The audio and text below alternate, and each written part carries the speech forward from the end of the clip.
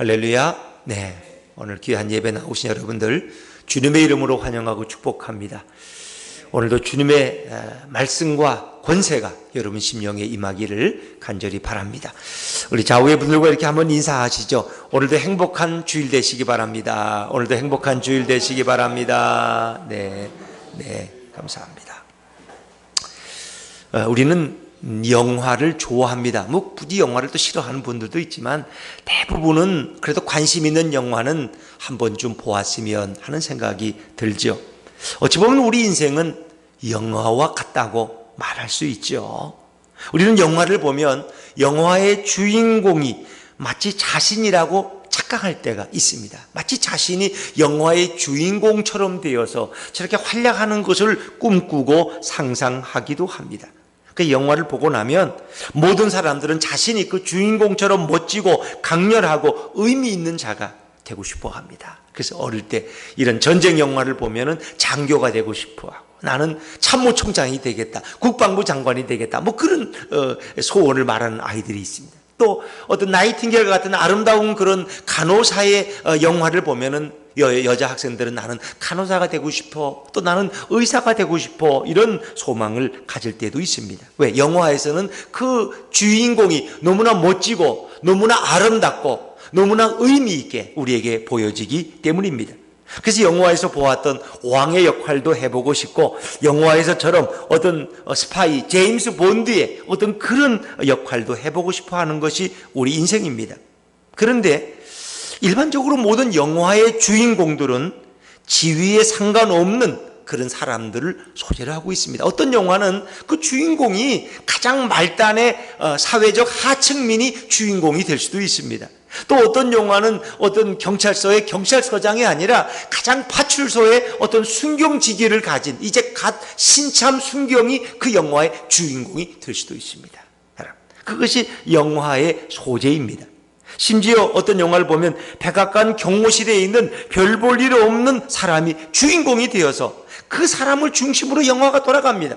그 백악관에 있는 대통령이나 장관이 중심이 아니라 그 경호실에서도 가장 별 볼 일 없는 어떤 경호관 한 사람이 그 영화의 주인공이 되는 경우도 많다는 것입니다. 오히려 대통령은 주인공의 보조 역할을 합니다. 그래서 영화의 출연료는 누가 제일 많이 받아요? 미국 백악관을 소재로 한 영화라면 가장 높은 직위는 대통령이 받는 게 아니라 가장 말단 직위에는 경호원이 오히려 제일 높은 보수 그 개런티를 받게 된 출연료를 받는다는 거죠. 영화에서 보면은 배역의 사회적 지위는 그렇게 중요하지 않습니다. 내가 대통령으로 나오든 국회의원으로 나오든 대재벌 회사의 사장으로 나오든 그게 별로 중요하지 않아요. 내가 주인공이냐 엑스트라냐, 그게 중요하다는 거예요. 비록 대통령이라도 엑스트라로 하루만 나오는 분들이 있어요. 지나가던 사람들 세워놓고 엑스트라 한 사람 뽑아가지고 얼굴이 좀 잘생기면 당신 대통령인데 말은 하지 않고 거기 서 있다가 내려오면 된다고. 그리고 일당 5만 원 받아가는 사람도 있을 거예요. 그러나 대통령이라고 해서 많이 받는 게 아니에요. 오히려 주인공, 가장 말단 청소하는 청소부일지라도 그가 주인공이면 그가 가장 높은 출연료를 받게 된다는 것입니다. 그럼 관상이라는 영화, 우리 예전에 한번 흥행했던 영화인데 아마 관상 포스터 한번 준비했어요? 네, 여기 보면 아마 대승하니 여기에 주인공이 누구예요? 모르세요? 송강호예요. 송강호. 모든 영화의 주인공은 송강호예요. 요즘은. 네, 뭐 기생충도 송강호고 이렇게 아시면 됩니다. 자, 그런데 이 사람은 사실은 별 볼 일 없는 가사가 기울어지는 가난한 집안의 출신이에요. 근데 할 일이 없으니까 뭐 어떤 권력에도 못 나가니까 그냥 관상쟁이 하는 거예요. 그런데 이 사람이 가장 높은 출연료를 받는다는 거죠. 그래서 그 영화의 스토리는 이제 어떤 그런 영모의 그런 관상을 보고 그거를 방지하려고 애쓰는 그런 모습의 스토리가 나오는 거죠. 여러분, 인생에서 가장 중요한 것은 아무리 천한 역할을 맡아도 주인공인가 아니면 엑스트라인가 하는 것이다. 이전에 그 드라마 중에 TV들 동이라고 하는 거 여러분 혹시 보셨어요? 기억나세요? 오래전인데 아주 많은 분들이 보던 그런 드라마. 그 동이가 이렇게 아주 그 종으로서 살지만 그가 나중에 이렇게 빨래하고 이러다가 조금씩 올라가서 나중에 왕비가 되잖아요. 왕비가. 그래서 그가 낳은 아들이 왕이 되는 뭐 그런 이야기예요. 그 천한 그 어린 아이의 이야기로 시작되지만 그 아이가 거기서는 가장 출연료를 많이 받고 주인공의 역할을 감당한다는 거죠. 여러분, 모든 인간들은 그런데 엑스트라라고 할지라도 왕의 역할을 선호하는 미련한 마음들이 우리에게는 있어요. 난 이왕이면 왕을 하지, 대통령을 하지, 이런 생각이. 여러분, 출연료로 일당으로 받은 일용직 배우로서 왕의 역할은 사실 별 의미가 없는 거예요. 가장 중요한 것은 주인공이 되느냐 엑스트라가 되느냐 하는 것입니다. 왕인가 내시인가 이런 직분이 중요한 것이 아니라 내가 그 영화의 주인공이냐 엑스트라냐 하는 것이 중요하다는 것입니다. 엑스트라 역할을 맡아서 화면에 잠시 지나가는 왕의 배역보다 내시라고 할지라도, 내시라면 목소리가 벌써 좀 이상하잖아요, 그죠? 내시라고 할지라도 주인공의 역할을 맡은 자가 더 성공적인 배우라고 할 수 있습니다. 인생을 살 때 주인공처럼 사느냐 아니면 엑스트라처럼 사느냐, 이것이 인생의 핵심입니다. 옆에 분들한테 한번 슬며시 물어보세요. 주인공을 원하세요? 엑스트라를 원하세요? 시작. 주인공을 원하세요? 엑스트라를 원하세요? 네, 뭐 물어보나 마나겠죠. 우리는 다 주인공이 되기를 원해요. 고생을 하고 갖가지 고문을 당하고 밑바닥에 떨어져도 우린 주인공이 되기를 원해요. 여러분, 우리가 신앙 안에서 주인공이 된다는 건 어떤 거예요? 나는 고난도 없고 아픔도 없고 시련도 없고 다 평안했으면 그러면 주인공이 되기는 어려워. 주인공에는 요셉처럼, 욥처럼, 어떻습니까? 다윗처럼 고난이라는 게 찾아온다는 거예요. 고난이 없이는 주인공이 될 수가 없어요. 그래야 영화의 그 흥미진진한 그런 것이 살아나지 않아요. 막 죽음의 위기에서 또 살아나고 또 일어나고 이래서 사람들은 감동을 받는 거 아닙니까? 그런 또 살아가는 삶의 스토리가 그런 분들도 실제로 있죠, 여러분. 그러나 어리석은 인생들은 주인공보다 배역의 지위를 더 선호하는 안타까운 인생들이 너무나 많이 있습니다. 그냥 그것이 뭐 엑스트라인지 주인공인지도 모르고 나는 이왕이면 좀 사장이 되고 싶어, 국회의원 되고 싶어, 도지사가 되고 싶어, 이런 생각이라면 얼마나 어리석은 인생이냐. 내가 인생의 엑스트라냐 주인공이냐, 이게 중요한 것입니다. 한순간 지나가는 화면에 왕이 되어서 살아가는 그걸 원하는 어리석은 인생들이 있습니다. 그게 무슨 역할을 맡느냐보다 더 중요한 것은 주인공으로 살아가고 있느냐 하는 것입니다. 자, 오늘 본문으로 돌아가면 바울과 아볼로는 고린도 교회의 지도자입니다. 그것도 보통 한 교회의 지도자가 아니라 요즘으로 말하면 노예와 총회를 능가하는 전체 교역자들을 교육하는 사도로서 그 위치가 매우 높은 사람들이 바울과 아볼로입니다. 그런 사도 바울이 동역자고 일꾼이라고 자신을, 나는 너희의 동역자 되었다는 거예요. 그리고 이 고린도 교인들은 그제 뭐 바울파, 아볼로파, 게바파, 베드로파 해가지고 이 분쟁과 말썽을 일으키는 이 고린도 교인들을 향해서 너희는 하나님의 밭이고 하나님의 집이라고 오늘 말씀하고 있다는 것입니다. 자, 우리 9절 말씀을 한번 다시 읽어볼까요? 9절입니다. 9절 시작. 우리는 하나님의 동역자들이요 너희는 하나님의 집이니라. 아멘. 여러분, 예전에 집과 밭이라는 것은 분리의 개념이 아니에요. 시골에서는 집만 있으면 굶어 죽어요. 집이 있고 반드시 그 앞에 텃밭이 있든가 집과 밭은 늘 함께 따라오는 거예요. 그래서 오늘 본문에서 너희는 하나님의 밭이요 하나님의 집이라고 하는 이 말의 의미는 매우 중요합니다. 하나님의 집은 일반 집이 아니라 하나님의 집은 이 땅에서 성전이고 저 하늘에서는 천국을 가리키고 있는 것입니다. 너희는 하나님의 집이다 그런 것은 너희는 이 땅에서 하나님의 성전이라는 거예요. 너는 천국에서는 바로 하나님의 아주 귀한 하나님의 자녀가 됐다는 것을 의미하는 거죠. 하나님의 집이 세상의 일반 집을 의미하진 않습니다. 하나님의 집은 작은 집이 결코 아닙니다. 하나님이 거하시는 하나님의 집은 모든 영광과 위엄이 있는 것입니다. 근데 감히 그 분쟁 많고 시기 많은 고린도 교인들을 향해서 너희는 하나님의 집이다. 그럼 너희 속에 하나님이 거하신다는 것이고 너희가 하나님의 집 안에 속해 있다는 것을 말하는 거죠. 이건 굉장히 놀라운 표현입니다. 이런 존귀하고 영광스러운 하나님의 집을 분쟁과 싸움으로 얼룩지고 밥도 먹지 못하는 신앙, 그래서 젖으로 먹이는 고린도 교인들에게 적용시키고 이렇게 대입하는 것은 매우 무례한 처사처럼 또 매우 신성모독적인 발언처럼 보이기도 합니다. 왜? 이건 하나님의 집이요 하나님의 밭이라는 표현은 오히려 좀 영적으로 성숙하고 영적으로 거룩한 자에게 해당되는 말이 아닐까요, 여러분? 고린도 교인들처럼 영적으로 어린아이 수준이야. 그래서 딱딱한 밥은 먹지 못하고 젖이나 좋아하는 그런 수준 낮은 교인들, 그리고 영적으로 시기와 질투 때문에 서로 파당을 나누고 분쟁하는 자들에게 너희는 하나님의 성전이고 너희는 하나님의 천국이라고 표현하는 것이 과연 어울리냐 하는 겁니다. 이건 전혀 우리가 볼 때는 어울리지 않는 매우 충격적인 표현이라고 할 수 있습니다. 여러분, 우리 자신처럼 이렇게 부족하고 이렇게 주일날 교회 한번 나오는 것도 이렇게 힘들고 용을 써서 나오는 나보고 하나님이 너는 하나님의 성전이다, 너는 하나님의 집이다 이렇게 말한다면 과연 그게 어울리겠느냐? 하나님은 인간을 창조하시고 인간이 거주할 수 있는 아름다운 동산을 만들어주세요. 그 무슨 동산이에요? 에덴 동산이죠. 에덴 동산. 하나님은 그 에덴 동산에서 아담과 하와가 너무너무 행복하게 하나님과 함께 살아갈 수 있도록 모든 조건을 다 갖춰줬어요. 그건 하나님이 지어주신 집이었어요. 단지 인간들이 아무렇게나 살 수 있는 그런 대충 지은 그런 단순한 집이 아니에요. 에덴 동산은 정말 우리가 상상할 수 있는 가장 아름다운 그런 집이었어요. 에덴 동산은 하나님의 영광으로 가득 찬 집이었어요. 가장 존귀한 집이 에덴 동산입니다. 거기는 없는 것이 없어요. 얼마든지 거기서는 먹을 양식과 먹을 열매들이 무수히 쌓여있고, 그리고 아담과 하와는 때로 하나님과 산책하면서 대화를 나누는 그런 복된 곳이 바로 에덴 동산이었어요. 에덴 동산은 하나님께서 인간과 교제하기 위해서 지으신 영광스러운 집이었습니다.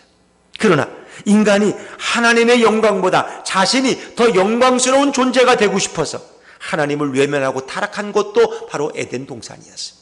그래서 인간이 교만해지고 하나님의 명령을 어기고 결국 선악과를 먹음으로 인간은 타락한 자가 되어서 더 이상 그 영광스러운 에덴 동산에 거주할 수가 없었고 하나님은 그들을 그곳에서 내보내고 말죠.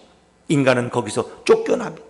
그리고 인간은 이제 에덴 동산에서 추방당한 이후에 자신을 위해서 집을 지어 살아야 하는 그런 비참한 존재가 되었어요. 저는 하나님이 모든 집을 다 지어줬어요. 근데 이제는 자기 집을 자기가 지어야 돼. 운막 같은 집, 오두막 같은 집을 짓고 살아야 되는 그런 비참한 존재가 됐어요.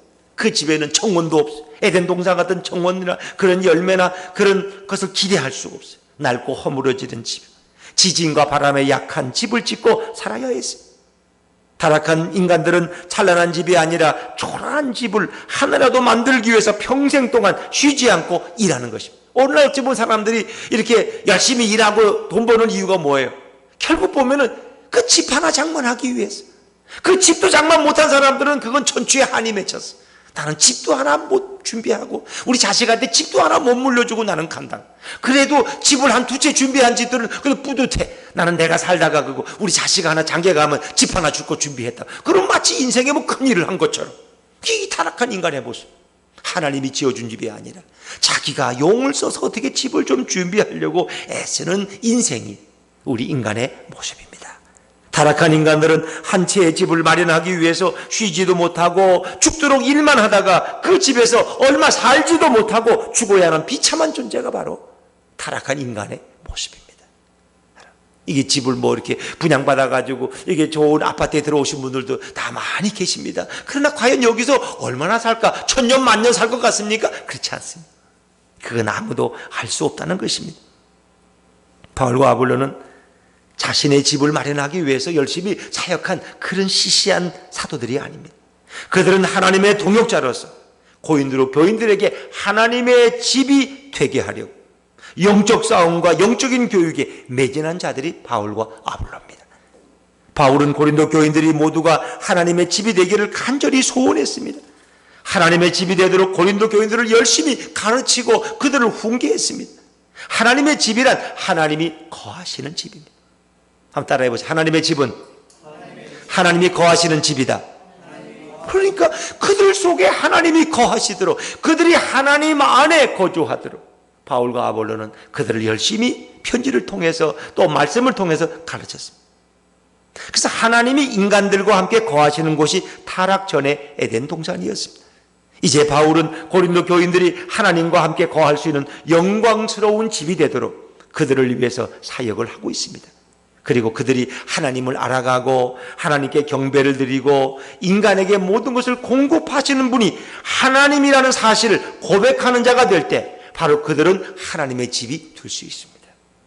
저와 여러분이 하나님이 집이 되는 비결은 그겁니다. 내가 하나님을 알아가야 돼요. 하나님께 경배하는 자가 되어야 돼요. 그리고 내 모든 것은 하나님이 공급하신다는 이 고백을 할 수 있을 때, 내가 일해서 본 것이 아니라 이 모든 직장은 하나님이 주셨고 일할 수 있는 터전도 하나님이 주셨고 이 모든 것은 주님이 주셨다는 고백을 드릴 수 있을 때 그 사람은 하나님의 집에 속한 자라고 할 수 있습니다.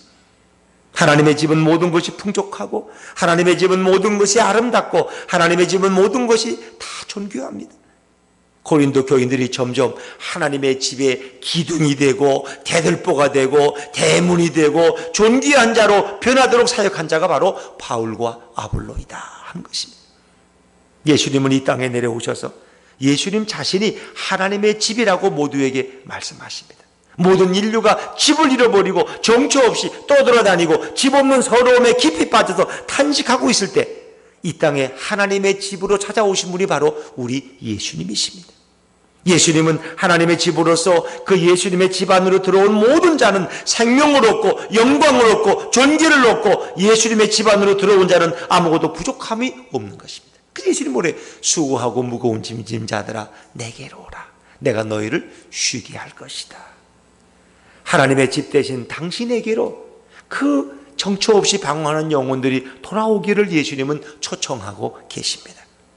예수님은 자신의 몸이 성전이라고 말씀하셨어요. 성전된 자기 육체를 가리킴이라 이런 표현들이 성경에 많죠. 성전이란 하나님의 영광이 충만한 곳입니다. 성전이란 예수님의 몸으로서 자신의 몸 안에 하나님이 가득합니다. 그래서 구약의 예배당을 성전이라고 불렀어요. 다윗 성전, 무슨 헤롯 성전, 이런 성전들이 있잖아요. 그 성전은 하나님의 영이 임재해 계시기 때문에 성전이라고. 솔로몬의 성전, 솔로몬이 건축을 하고 하나님 앞에 봉헌식을 할 때 거기에 구름과 불 가운데 하나님의 영이 임재했어요. 그게 성전이라는 표현은 하나님의 임재해 있는 곳이 성전이에요. 근데 사실 우리는 이제 오늘날은 사실 성전 건축 이렇게 말하는데 사실 그건 합당하지는 않아요. 오늘날의 개념으로 보면 이 신약 시대에는 이건 하나의 예배당. 우리의 몸이 성전인 줄로 믿습니다. 왜? 내 몸에 예수님을 모시고 살아가니까 내 몸이 성전이에요. 성전. 우리가 예배드리는 처소는 예배당이라는 말이 사실은 더 정확한 건데 우리는 그냥 그렇게 습관적으로 성전 건축, 성전에 이렇게 표현하는 거죠. 사랑하는 여러분, 예수님은 하나님의 집이십니다. 그리고 그 예수님께로 나오는 자는 생명과 영광과 존귀를 얻게 되는 것입니다. 성전이란 하나님의 영광이 충만한 곳입니다. 성전이란 예수님의 몸으로서 자신의 몸 안에 하나님이 가득 계신 것입니다. 에덴 동산 때보다 더 크고 더 풍성한 하나님의 영광이 예수님 안에 계신 줄로 믿습니다. 예수님이 하나님이시고 하나님이 예수님인데 바로 하나님이 그 예수님 안에 영광으로 임재해 계신 것입니다. 예수님은 이 땅에 하나님의 집으로서 다시 인간들이 들어와 살 수 있도록 해주고 싶었어요. 하나님의 집으로 이 땅에 내려오신 분이 바로 우리 예수님이십니다. 인간의 몸은 집이 될 수 없습니다. 우리 인간의 몸은 집을 필요로 합니다. 인간의 몸은 집 없이 살 수 없습니다. 그러나 예수님의 몸은 인간의 집이 될 수 있습니다. 예수님의 집은 셀 수 없는 모든 인류를 다 거하게 할 수 있습니다. 또한 예수님의 집은 생명이 가득하고 예수님의 집은 모든 것이 풍족하고 예수님의 집은 가장 존귀한 집입니다. 왜냐하면 예수님은 곧 하나님이시기 때문입니다. 예수님은 바로 창조주이시고 예수님은 전능자이심을 믿으시기를 바랍니다. 예수님은 사라진 에덴 동산을 다시 자신의 몸으로 회복할 수 있는 유일한 하나님이시고 전능자이십니다. 예수님은 성부와 성령과 늘 함께 계시고 늘 함께 사역하시고 늘 인간들이 거주할 수 있는 영원한 집이 되어주십니다.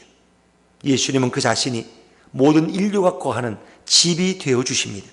예수님의 집이 없으면 인간은 보호받을 수 없습니다. 오직 인간의 영원한 집은 예수님으로 인하여 만들어지는 것입니다. 예수님은 이 땅에 오셔서 자신의 몸이 하나님의 집이요 성전임을 선포하셨습니다. 인간의 모든 장막이 다 무너지고 다 사라지기 때문에 인간의 영원한 장막이 되어주시길 원하셨어요. 예수님은 인간을 위해서 친히 성전이 되어주고자 이 땅에 오셨습니다.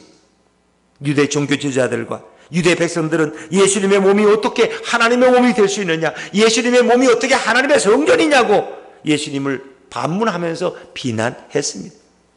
산헤드린 공회에서 예수님을 잡아 신문하고 죽이려 할 때 예수님이 자신의 몸이 성전이라고 말한 것으로 인해서 유대 종교 지도자들과 장로들은 예수님을 죽이기로 판결했습니다. 그리고 예수님께 사형을 언도했어요. 유대법에 의해서. 그리고 그 사형을 이루고자 빌라도에게 와서 간곡히 부탁하게 되죠. 모든 백성들은 예수님이 자신을 성전이라고 말했다. 여러분, 솔로몬 성전과 같은 그 영광스러운 게 어떻게 저 초란 갈릴리 출신 예수의 몸이 성전이 될 수 있느냐. 그들은 예수를 저주하며 욕했습니다. 그들은 성경을 바로 알지 못했기 때문입니다. 자, 우리 마가복음 15장 29절 30절 말씀을 자막에서 한번 읽어볼까요? 시작.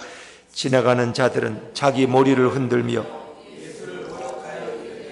아, 성전을 헐고 사흘에 짓는다는 자여, 내가 너를 구원하여 십자가에서 내려오라 하고, 십자가에 달리신 예수님을 향해서 그들은 자신을 성전이라고 말했다고 그렇게 예수님을 비난했습니다.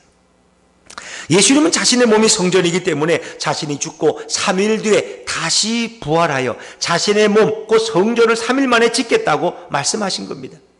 내 몸으로 내가 십자가에 죽고 3일 만에 내가 다시 부활할 것이다, 이걸 말씀하셨는데 그들은 그것을 철저히 오해했습니다. 그래서 예수님을 욕하고 저주하는 빌미가 되었습니다. 예수님의 모든 말을 욕하고 저주하는 자들이 바로 유대 백성들이었습니다. 자신들의 집이 되어줄 예수님을 죽이고 자신들의 집이 되어줄 예수님을 저주한 것입니다. 마치 그것은 어떤 사람이 집 없이 살다가 집을 한 채 얻게 됐는데 누가 저 집은 저 나쁜 사람 집이라 그러니까 자기가 살 집에 그것도 모르고 불사 지르는 거하고 똑같은 거예요. 자기들이 영원히 거주해야 될 그 자신의 집된 예수님의 몸을 십자가에 던져서 죽도록 그들은 그렇게 간청하죠. 예수님은 모든 자들에게 집을 주기 위해서 이 땅에 오셨지만 아무도 반가워하지 않고 아무도 고마워하지 않습니다. 그래서 늘 예수님은 외로웠고 늘 예수님은 저주받은 자처럼 사람들에게 보였습니다. 예수님은 이 땅에 내려오신 하나님의 집입니다. 하나님의 영광이 가득한 집이 바로 예수님입니다. 예수님은 자신의 몸이 곧 성전이라고 말씀하십니다. 예수님께서 성전이 되는 것은 하나님의 집이 이 땅에 내려왔다는 의미입니다. 하나님의 집으로 모든 자들을 불러 모으기 위해서 예수님은 자신의 몸으로 하나님의 집이 되어 모든 죄인들을 다 불러 모아주고 싶으셨습니다. 그러나 그 죄인들은 자신들의 더러움 때문에 하나님의 집으로 들어올 수가 없었습니다. 왜? 성전은 더러운 자는 들어올 수 없기 때문에. 그래서 우리가 그 성막을 방문하면 그 성막에 들어가기 전에 이렇게 물두멍이 있어가지고 먼저 자신의 더러움을 씻는 과정을, 제물로 드릴 제물도 깨끗하게 잘 씻죠. 제사장도 자신의 몸을 씻는 것입니다. 모든 인간의 더러움을 씻어주기 위해서 성전이 되신 예수님께서 자신의 몸을 깨트리고 자신의 몸을 죽여서 대신 속죄하고 대신 용서받고 예수님의 영광의 집으로 모든 죄인들을 다 불러주시는 것입니다. 그래서 유대인들이 예수님에게 표적을 구할 때 하신 말씀이 바로 너희에게 하나님의 집을 주겠다는 성경 구절입니다. 자, 요한복음 2장 19절 21절 우리 한번 같이 읽어볼까요? 시작. 예수께서 대답하여 이르시되 너희가 이 성전을 헐라 내가 사흘 동안에 일으키리라. 유대인들이 이르되 이 성전은 46년 동안에 지었거늘 내가 3일 동안 일으키겠느냐 하더라. 그러나 예수는 성전된 자기 육체를 가리켜 말씀하신 것이라. 아멘. 예수님의 몸은 성전입니다. 예수님의 몸을 헐어야 영광의 집으로 모든 인간들을 부를 수 있습니다. 그래서 예수님은 자신의 몸을 깨트려 에덴 동산에 쫓겨나간 죄인들을 위해서 하나님의 집이 되어주시고자 했지만 인간들은 그런 예수님을 철저히 이해하지를 못해서 외면했습니다. 그러나 예수님은 타락하고 쫓겨난 인간들을 위해서 자신이 친히 죽음으로써 우리의 성전이 되어주신 줄로 믿습니다. 영광이란 인간의 집에는 없습니다. 영광이란 인간이 만들 수 있는 건축물이 아닙니다. 인간이 지은 건축물은 아무리 화려하고 아무리 금으로 도배를 해도 긴 세월이 지나면 화려함도 사라져버립니다. 지진과 전쟁과 약탈로 모든 것이 다 사라집니다.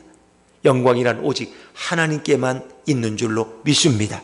이 영광, 이 독사라는 말은 하나님에 대해서, 예수님에 대해서만 사용되는 유일한 용어입니다. 영광이란 오직 예수님께만 있습니다. 예수님은 하나님의 집입니다. 예수님은 하나님의 영광이 가득한 집입니다. 가득한 분입니다.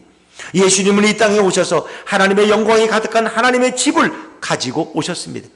그래서 예수님에게 가면 하나님의 집으로 들어가고, 예수님에게 가면 하나님의 영광으로 우리도 충만해지고, 예수님에게 가면 에덴보다 더 좋은 곳을 얻게 될 줄로 믿습니다. 그러니까 우리가 예수님께 나아가는 길이 놀라운 거예요. 우리에게는 없는 영광을 예수님께 나아가면 우리가 얻게 되는 것입니다. 우리가 존귀한 자가 되는 겁니다. 우리처럼 천한 자가 존귀한 인생이 돼요. 예수님처럼 우리는 영광받는 삶이 되는 것입니다. 영광이란 인간의 손으로 지은 것에는 전혀 없습니다.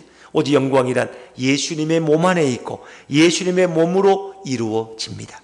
예수님의 영광은 존귀한 영광이고, 예수님의 영광은 어떤 자도 그 영광에 동참하면 존귀하게 될 줄로 믿습니다.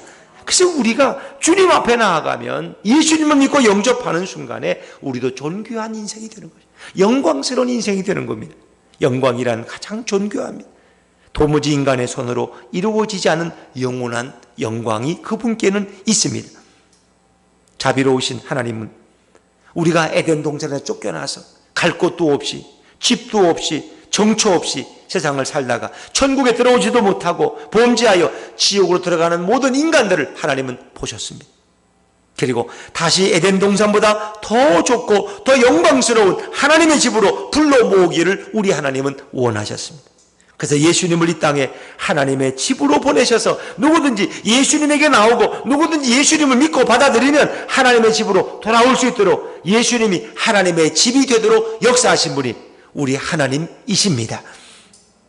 에덴 동산으로 다시 돌아갈 수 없는 자들에게 예수님은 하나님의 집으로 들어갈 수 있는 길을 활짝 열어주신 분이 바로 예수님이십니다. 예수님이 십자가에 죽으시는 그 순간 성소와 지성소를 가로막았던 이 천이 갈라지고 찢어져 버렸어요. 누구든지 이제는 직접 지성소에 나아갈 수 있는 길을 예수님은 스스로 열어주신 것입니다. 하나님 아버지는 예수님을 보내사 다시 에덴 동산이 부럽지 않은 더 좋은 곳으로 우리를 인도해 주셨습니다. 하나님께서 은혜를 베풀고자 하시는 그 마음의 깊이와 넓이는 어떤 인간도 측량할 수 없는 것입니다. 고린도 교인들의 영적 수준은 아주 낮은 수준이었습니다. 아주 저급한 수준이었습니다. 이런 고린도 교인들에게 야단과 꾸지람은 최고의 교육 방법입니다. 그런데 고린도 교인들은 그들을 책망하기는커녕 너희는 하나님의 집과 하나님의 밭이 될 가능성이 있다고 말한 것이 아니라 너희가 바로 하나님의 밭이고 하나님의 집이라고 선포합니다. 고린도 교인들이 잘못을 하면 하나님께서 그냥 넘어가겠다는 뜻이 아닙니다. 분쟁하고 싸우면 불과 같이 연단하고 시련과 고난을 주어서라도 정말 그들을 돌이키게 하시고 회개시켜서라도 하나님의 밭과 하나님의 집이 되게 해주겠다는 놀라운 은혜의 약속입니다. 고린도 교인들은 도무지 올라갈 수 없는 영광의 자리에 올라가게 되었습니다. 비천하고 천한 신앙생활로 서로를 정죄하고 다투는 싸움을 했지만 하나님의 권면의 말씀을 잘 받아들이고 순종함으로 인해서 하나님의 집이 되고 천국이 되는 놀라운 은혜를 고린도 교회 성도들은 받게 되었습니다.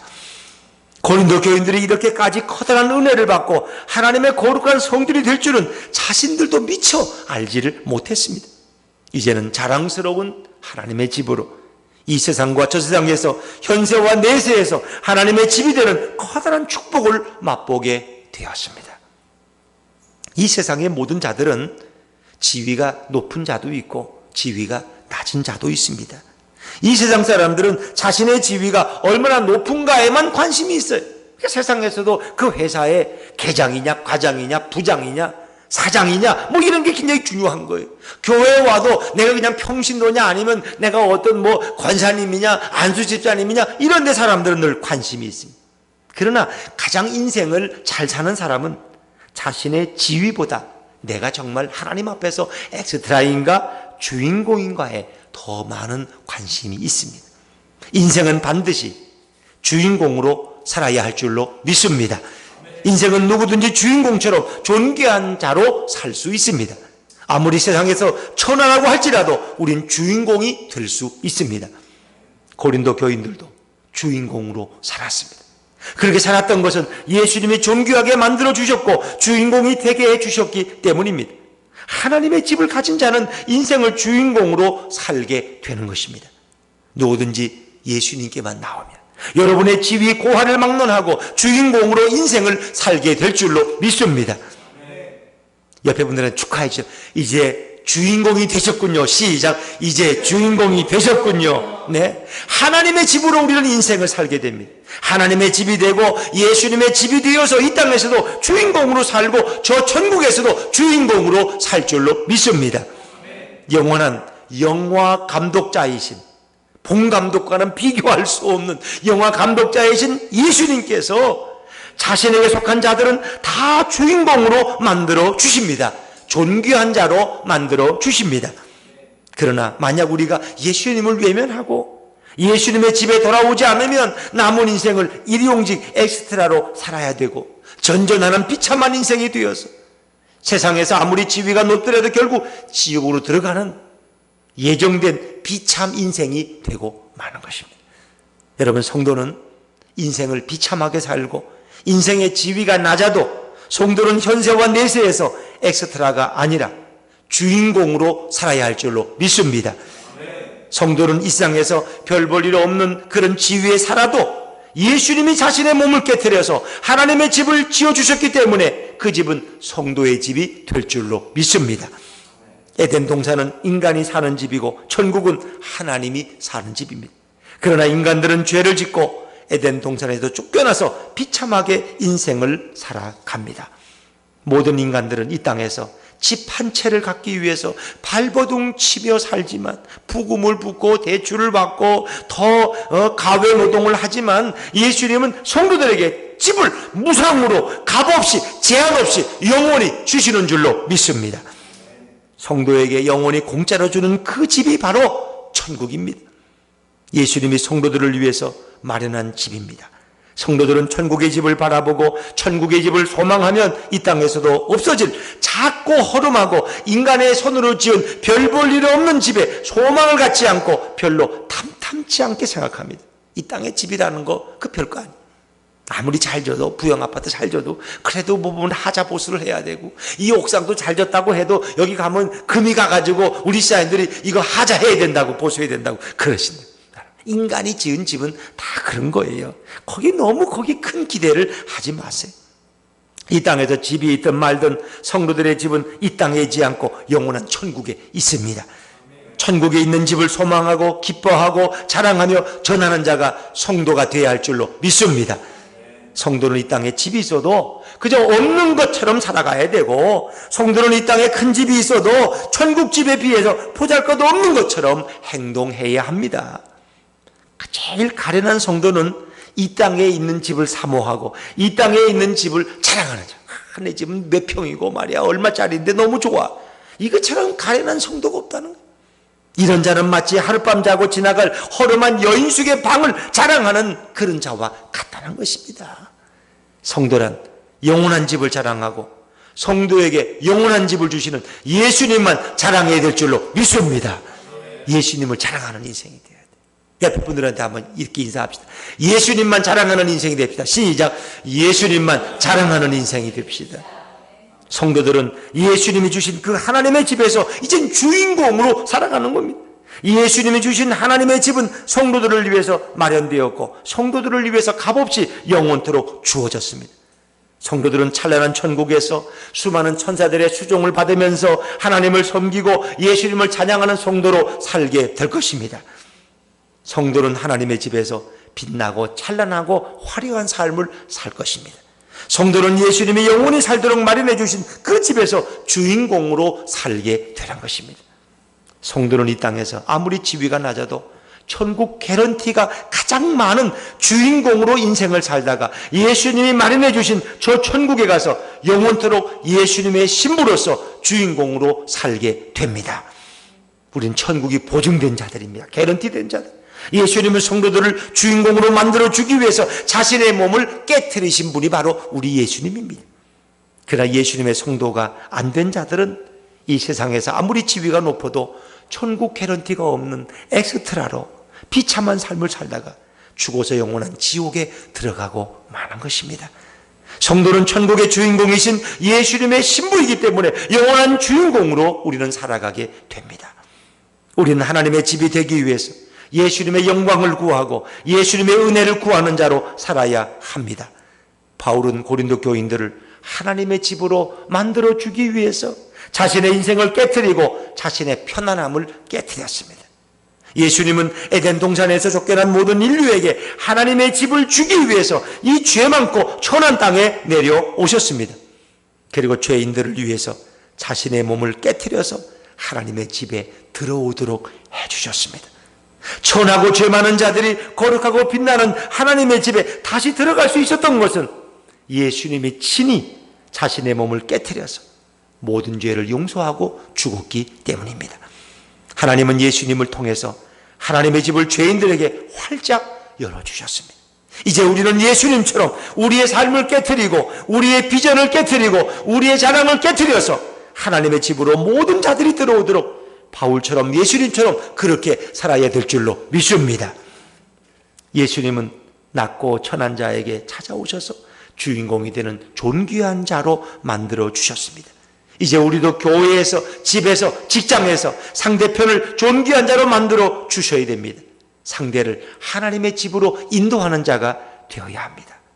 예수님을 보고 경험한 자들은 자신의 몸을 깨트리고 자신의 자랑을 깨트려서 그리고 상대를 존귀하게 만들어주기 위해서 애쓰고 노력합니다. 그러나 예수님을 보지 못하고 예수님을 경험하지 못한 사람들은 아무리 교회를 오래 다녀도 예수님을 모르기 때문에 자신을 높이고자 상대를 낮춰버립니다. 자신의 자랑만 늘어놓고자 상대를 비난하고 폄하하는 미련한 자로 인생을 살다가 사탄의 종으로 인생을 마감하고 마는 것입니다. 고린도 교인들은 바울의 훈계를 겸손하게 받아들였습니다. 이것이 고린도 교인들의 대단한 영성입니다. 비록 분쟁으로 잠시 교회를 어지럽혔지만 바울과 예수님으로 인하여 다시 존귀한 자로 돌아왔습니다. 우리가 성경에 나타난 예수님의 훈계를 멸시하면 결국 천국에서 가장 낮은 자로 취급받는 자가 됩니다. 그러나 우리가 예수님의 훈계를 마음을 열고 받아들이면 천국에서 가장 존귀한 자가 될 것입니다. 우리가 천국에서 천사들에게 수종받는 주인공의 삶을 살도록 예수님께서 역사해 주셨습니다.